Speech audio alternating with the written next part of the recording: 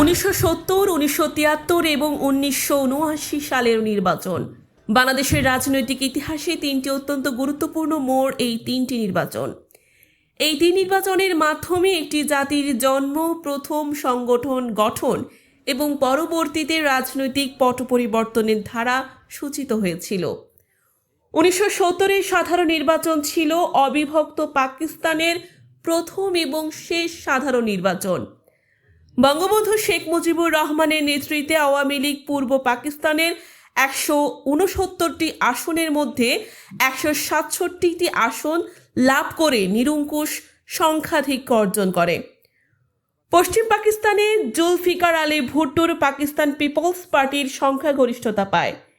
এই নির্বাচনের ফলাফল স্পষ্ট করে দেয় যে বাঙালি জাতি আর বৈষম্য মেনে নেবে না। পাকিস্তানি শাসক গোষ্ঠী ক্ষমতা হস্তান্তরে অস্বীকৃতি জানালে শেষ পর্যন্ত 1971 সালের মহান মুক্তিযুদ্ধের দিকে ধাবিত হয়।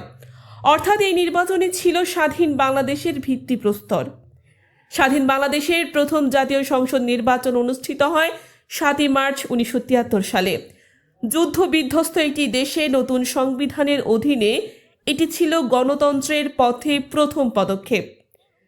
300 আসনের মধ্যে আওয়ামী লীগ 293টি আসন পেয়ে বিশাল বিজয় অর্জন করে। বঙ্গবন্ধু শেখ মুজিবুর রহমান পুনরায় প্রধানমন্ত্রী নির্বাচিত হন। বিরোধী দলগুলো অত্যন্ত সামান্য আসন লাভ করে। 1975 সালের 15ই আগস্ট ট্র্যাজেডি এবং রাজনৈতিক অস্থিরতার পর এটি ছিল দ্বিতীয় জাতীয় সংসদ নির্বাচন। 18ই ফেব্রুয়ারি 1979 সালে জেনারেল জিয়াউর রহমানের শাসনামলে এই নির্বাচন অনুষ্ঠিত হয়। তৎকালীন সামরিক শাসন জিয়াউর রহমানের নবগঠিত দল বাংলাদেশ জাতীয়তাবাদী দল বিএনপি 207টি আসন পেয়ে জয়লাভ করে। মালেক উকিলের নেতৃত্বাধীন আওয়ামী লীগ 39টি আসন পেয়ে প্রধান বিরোধী দল হিসেবে আত্মপ্রকাশ করে।